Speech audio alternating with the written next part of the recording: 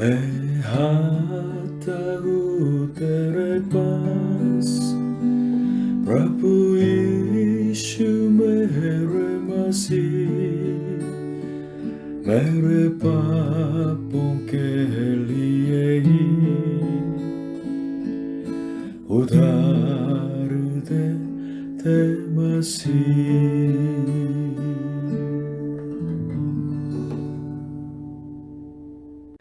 Hallelujah. प्रभु यीशु मसीह जी आप सभी को आशीष दे।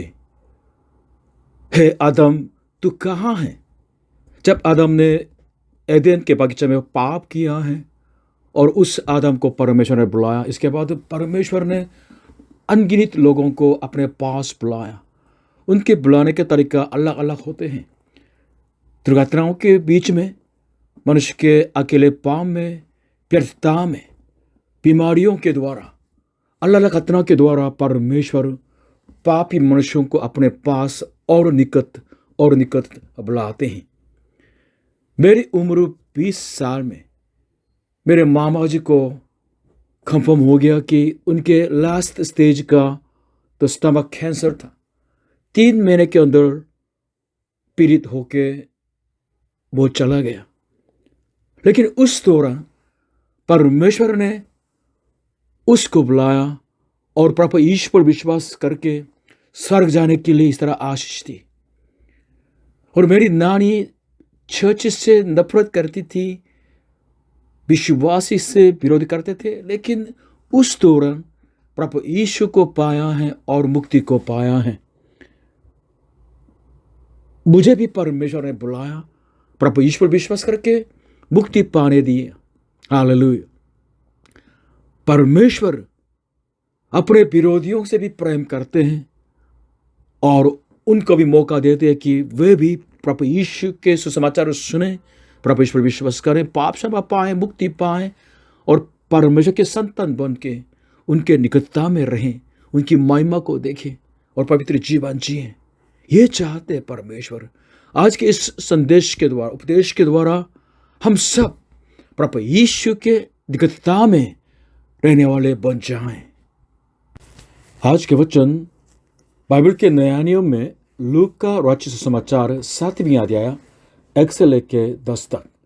जब वह यानी यीशु लोगों को अपनी सारी बातें सुना चुका तो कफरनाहुम में आया और किसी सूबेदार का एक दास जो उसका प्रिय था बीमारी से मरने पर था। उसने यीशु की चर्चा सुनकर यहूदियों के कई पुरनियों को उससे यह विनती करने को उसके पास भेजा कि आकर मेरे दास को चंगा कर। वे यीशु के पास आकर उससे बड़ी विनती करके कहने लगे कि वह इस योग्य है कि तू उसके लिए यह करे, क्योंकि वह हमारी जाति से प्रेम रखता है और उसी ने हमारे आराधनालयों को बनाया है। यीशु उनके साथ साथ चला, पर जब वह घर से दूर न था तो सूबेदार ने उसके पास कई मित्रों के द्वारा कहला भेजा कि हे प्रभु, दुख न उठा, क्योंकि मैं इस योग्य नहीं कि तू मेरी छत के तले आए। इसी कारण मैंने अपने आप को इस योग्य भी न समझा कि तेरे पास आऊं, पर वचन ही कह दे तो मेरा सेवक चंगा हो जाएगा। मैं भी पराधीन मनुष्य हूं और सिपाही मेरे हाथ में है, और जब एक को कहता हूं जा तो वह जाता है और दूसरे से कहता हूं कि आ तो वह आता है, और अपने किसी दास को कि यह कर तो वह उससे करता है। यह सुनकर यीशु ने अचंभा किया और उसने मुंह फेरकर उस भीड़ से जो उसके पीछे आ रही थी कहा, मैं तुमसे कहता हूं कि मैंने इस्राएल में भी ऐसा विश्वास नहीं पाया। और भेजे हुए लोगों ने घर लौटकर उस दास को चंगा पाया। आज के उपदेश का पॉइंट 1, प्रभु यीशु मसीह को जाने। दूसरा तीसरा पद, और किसी सूबेदार का एक दास जो उसका प्रिय था बीमारी से मरने पर था। उसने यीशु की चर्चा सुनकर यहूदियों के कई पुरनियों को उससे यह विनती करने को उसके पास भेजा कि आकर मेरे दास को चंगा कर। वो रोमी सूबेदार इस्राएल में था, क्योंकि रोम साम्राज्य इस्राएल पर शासन करता था। लेकिन इस्राएल में आके उसने यहोवा परमेश्वर को जाना और इस्राएल जाति से प्रेम करने वाला बना। उसके प्रेम को इस्राएल के पुरनिये जानते थे, इसलिए प्रभु यीशु को बताया। कफरनाऊम में तो अपने संपत्ति को लेके खर्च करके उनके लिए तो आराधनालयों को बनाया है। सचमुच ये भक्त था और अपने प्रिय दास को बचाने के लिए इस्राएल के जो पुरनियों को प्रभु यीशु के पास भेजा ताकि वो आए और उसके दास को चंगा करे। और उसके पुरनियों ने प्रभु यीशु को यह कहा कि वो सच में भला मनुष्य है और उसके विनती को आपको सुनना पड़ेगा। ये कहा परमेश्वर मनुष्य की परिस्थिति को बिल्कुल बदल के परमेश्वर को जानने के लिए मौका देते हैं। ये आदमी रोमी जो सूबेदार तो अपना देश को छोड़ के इतना दूर देश इस्राएल में आके तो सेवा करते थे, लेकिन वहां आके परमेश्वर को जाना। इस तरह हमारे बीच में हैरी भाई तो खोरिया में आके खोरिया में काम करने आया था, लेकिन परमेश्वर से मिले हैं और उनके परिवार बच गए हैं और वो अब इंडिया में तो पादरी होके चर्च की स्थापना कर रहे हैं। हालेलुया। सचिन भाई भी खोरिया में आके परमेश्वर से मिले, परिवर्तित हो चुके हैं और चर्च की सेवा करते हैं। अगर वे इंडिया में होता तो पुजारी बन के तो मंदिर में बैठता। पंकज नाम का जो पंजाब के एक जो ब्राह्मण जो दोस्त, वो भी इंडिया में तो ऐश करने वाले और शराब पीने वाले थे, लेकिन उसके पिताजी ने तो ये कहा कि खोरिया में जाओ। कि खोरिया में आके भी वो सही ढंग से जी नहीं पाया, लेकिन उसके एक दिन उसके जो दोस्त तो कोई किसी की हत्या के बिल्कुल क्राइम में बिल्कुल शामिल हो गया, इसलिए उसके बचाव के लिए उसने चर्च में आके प्रार्थना करना शुरू की और बाद में प्रभु को पाया है, पादरी बन गया। अभी इंडिया में तो चर्च की सेवा करते हैं। अभी आप चर्च में आके यहोवा परमेश्वर के बारे में अभी जान लिया है, ये संयोग की बात नहीं है, ये परमेश्वर की योजना है। आपको बचाने की योजना में आप हैं। परमेश्वर के भय मानने वाले, परमेश्वर की जाति से प्रेम करने वाले और इस्राएल जाति के लिए तो उनके आराधनालय को बना के देने वाले इस रोमी जो सेना को, सूबेदार को परमेश्वर ने स्मरण किया है। अभी इसके लिए क्या क्या आवश्यकता है? प्रभु यीशु मसीह को गहराई से जानने की आवश्यकता है। ये कैसे हुआ? एक दिन उसके जो दास बिल्कुल गंभीर जो बीमार पड़ गया है और वो मरने वाला था, लेकिन पहले से इस सूबेदार ने प्रभु यीशु के बारे में, उनके चंगाई के बारे में, चमत्कार के बारे में बहुत सुना है। इसलिए तो अपने जान पहचान जो यहूदी पुरनियों को, एल्डर्स को भेजा, रिक्वेस्ट कराया, जल्दी आ जाए, मेरे दास को चंगा करे। हम क्यों रोज रोज बाइबल पढ़ते हैं? मैं क्यों रोज रोज बाइबल बेचता हूं? इसका कारण है प्रभु यीशु के बारे में जो जानते हैं, सुना है। इस जो सूबेदार जैसे अपने समाज को लेकर प्रभु के पास आते हैं। प्रभु यीशु जीवित है और कृपा करने वाले हैं, चंग करने वाले हैं और हमको निराशा में न भेजते हैं। इसलिए उनके दास के चंगाई तो बाहर के कारण है, लेकिन वास्तव में परमेश्वर उसको बिल्कुल डायरेक्टली अपनी महिमा प्रकट करना चाहते थे उनके दास की चंगाई के द्वारा। जयप्रकाश भाई के भी यही है। 3 साल के दौरान दुष्टात्माग्रस्त जो अपने बेटे को बिल्कुल ठीक करने के लिए कहा नहीं गया, लेकिन कुछ नहीं हुआ। इस पीड़ा में प्रभु यीशु के चरणों में आए तो तब उसके बेटे से बिल्कुल दुष्टात्मा निकल गई। हालेलुया। पिछले हफ्ते हमने एक यूट्यूब देखा था, साउथ जो अफ्रीका के एक जो जवान ट्रक के जो ट्रैफिक एक्सीडेंट से बिल्कुल पैरालाइज्ड हो गया, व्हीलचेयर पर बैठने वाला था, कुछ नहीं कर पाया, लेकिन उसके दीदी ने उसको ले आके एक जो बाइबल के सभा में तो ले आए, एक पादरी के द्वारा वो चंगाई पाई है। प्रभु यीशु के प्रशंसा करने लगे। हालेलुया। अपने जीवन के समस्या के बिल्कुल कैद मत बन जाए, वरन प्रभु यीशु को जाने और अपनी समस्या को प्रभु के पास आके विश्वास से प्रार्थना करें। बीमारी को चंगा करने वाले, दुष्टता को निकालने वाले, हमारी निराशा को आशा में बदलने वाले प्रभु यीशु के पास आए। उपदेश का पॉइंट 2, प्रभु यीशु मसीह के अधिकार पर विश्वास करें। 7वीं यीशु उनके साथ चला, पर जब वह घर से दूर न था तो उस बेदार ने उसके पास कई मित्रों के द्वारा कहला भेजा कि हे प्रभु, दुख न उठा, क्योंकि मैं इस योग्य नहीं कि तू मेरी छत के तले आए। इसी कारण मैंने अपने आप को इस योग्य भी न समझा कि तेरे पास आऊं, पर वचन ही कह दे तो मेरा सेवक चंगा हो जाएगा। उस जमाने में इसराइल के लोग तो इसराइल अन्य जाति को बिल्कुल अशुद्ध समझते थे। इसलिए अगर इसराइल जाति के लोग इस अन्य जाति के घर में जाके कोई खाना खाते हैं तो ये बिल्कुल अशुद्ध था रह जाते हैं। पहले उसने प्रभु यीशु को रिक्वेस्ट किया था कि अपने घर के अंदर आके चंगा करे मेरे दास को, लेकिन बाद में बदल गया है। वास्तव में रोमी जो सूबेदार तो उस जमाने में बहुत पर अधिकारपूर्ण आदमी था। उसने इसराइल जाति से प्यार किया है और उनके लिए आराधनालय बना के दिया है और भक्त था, लेकिन अपने भक्ति पर गर्व नहीं किया है। बाद में वो समझ गया कि हाँ, मैं अयोग्य इंसान हूं, प्रभु यीशु को मेरे घर में बिल्कुल इन्वाइट भी नहीं कर सकता हूं और प्रभु यीशु के सामने जा भी नहीं सकता, मैं अयोग्य हूं। अपनी अयोग्यता को समझ लिया है। प्रभु यीशु के सामने, परमेश्वर के सामने अपनी अयोग्यता को समझना कितनी महत्वपूर्ण बात होती है। जब हम बाइबल पढ़ते हैं, पवित्र आत्मा के अनुग्रह से हम समझ जाते हैं कि हम पापी ही हैं। परमेश्वर का अनुग्रह नम्र लोगों के अंदर आ जाता है।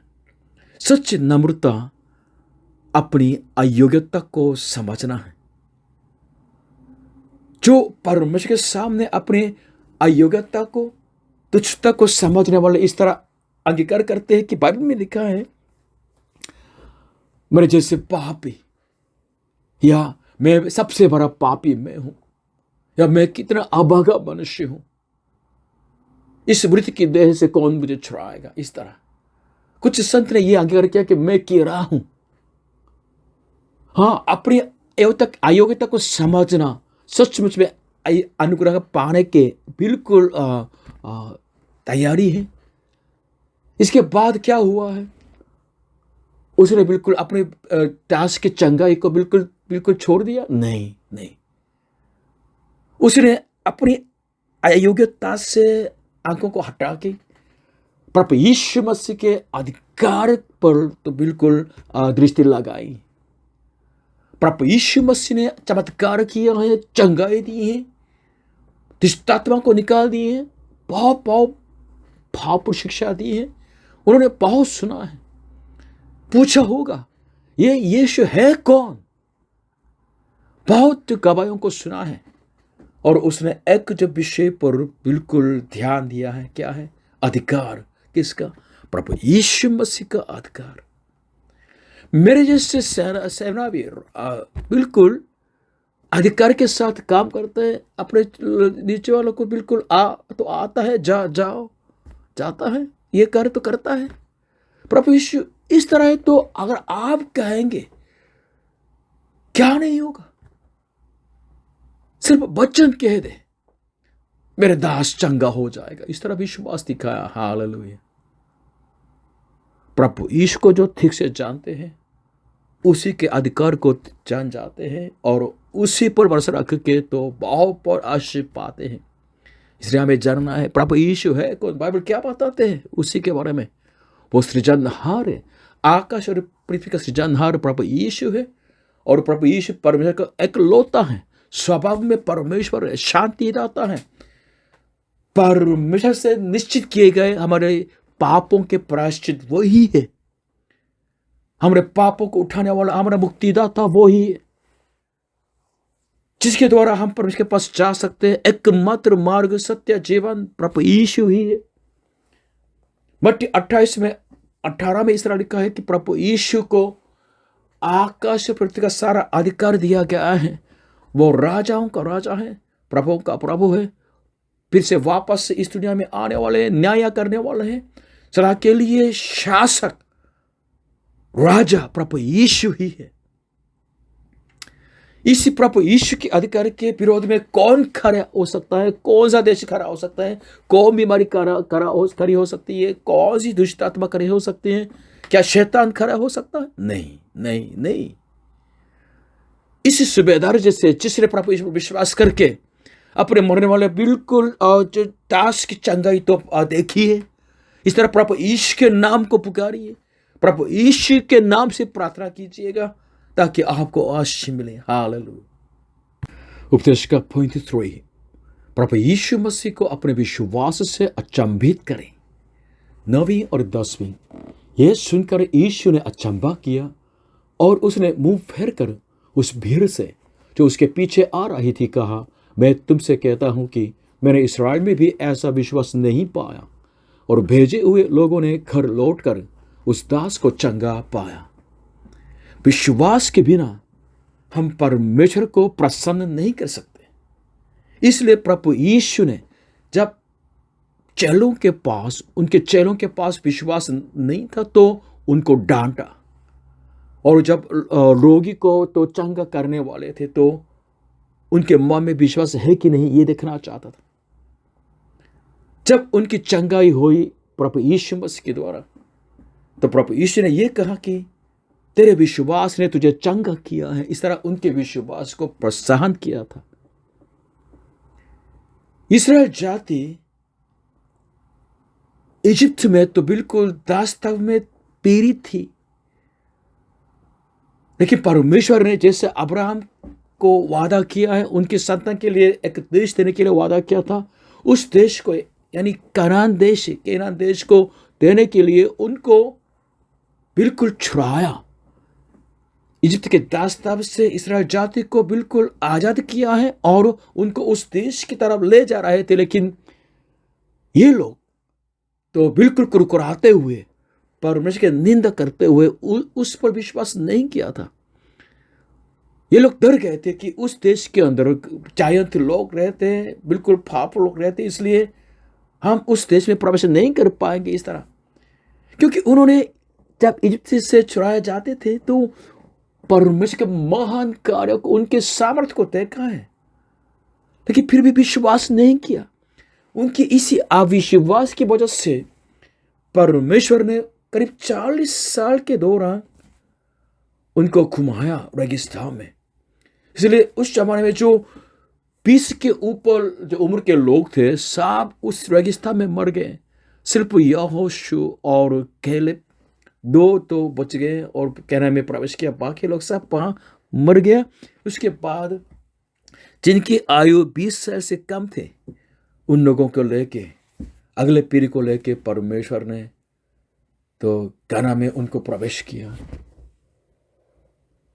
परमेश्वर के वचन बाइबल के अंदर सिद्धांत बिल्कुल सिंपल सा है। अगर आप विश्वास करेंगे मुक्ति पाएंगे, बच जाएंगे। अगर आप विश्वास नहीं करेंगे आप नाश हो जाएंगे। जो लोग परमेश्वर के प्रतिज्ञा पर यानी उनके वचन पर विश्वास करते हैं धर्मी ठहराए जाते हैं, परमेश्वर के संतान बन जाते हैं, शांति पाते हैं, परमेश्वर के आशीर्वाद पाते हैं और स्वर्ग में प्रवेश करते हैं, सदा के लिए उनके साथ रहते हैं, परमेश्वर के साथ रहते हैं। 4 जो वचन बाइबल के अंदर मैंने ले लिया है। पहले हबाकुक नबी की किताब 2:4 में इस तरह लिखा है, सुनिए। देख उसका मन फुला हुआ है, उसका मन सीधा नहीं है, परंतु धर्मी अपने विश्वास के द्वारा जीवित रहेगा। परंतु धर्मी अपने विश्वास के द्वारा जीवित रहेगा। दूसरा यूहन्ना के 1:12 परंतु जितनों ने उससे यानी यीशु को ग्रहण किया, उसने यानी यीशु ने उन्हें परमेश्वर के संतान होने का अधिकार दिया, अर्थात उन्हें जो उसके नाम पर यानी यीशु के नाम पर विश्वास रखते हैं। जो परमेश्वर के नाम पर विश्वास रखते हैं उनको परमेश्वर के संतान होने का अधिकार देते हैं। और यूहन्ना का 3:16 में क्योंकि परमेश्वर ने जगत से ऐसा प्रेम रखा कि उसने अपना इकलौता पुत्र दे दिया, ताकि जो कोई उस पर विश्वास करे, यानी जो कोई प्रभु यीशु पर विश्वास करे, वह नाश न हो परंतु अनंत जीवन पाए। और अंत में मरकुस का 9:23 में यीशु ने उससे कहा, यदि तू कर सकता है, ये क्या बात है? विश्वास करने वाले के लिए सब कुछ हो सकता है। विश्वास करने वाले के लिए सब कुछ हो सकता है। आज के उपदेश का निष्कर्ष यह है कि विश्वास शुद्ध सोने से भी महत्व है। हम दिन प्रतिदिन प्रभु यीशु को जाने, प्रभु यीशु के अधिकार को जाने, उसी सूबेदार जैसे विश्वास से परमेश्वर को प्रसन्न करें और विश्वास से प्रभु यीशु को अचंभित करें। जो प्रतिज्ञाएं परमेश्वर ने दी हैं उस पर विश्वास करें, प्रभु यीशु मसीह ही पर विश्वास करें, ताकि हम जयवंत हो जाएं और मुक्ति प्राप्त करते हुए धन्य जीवन जिन्हें पाएं।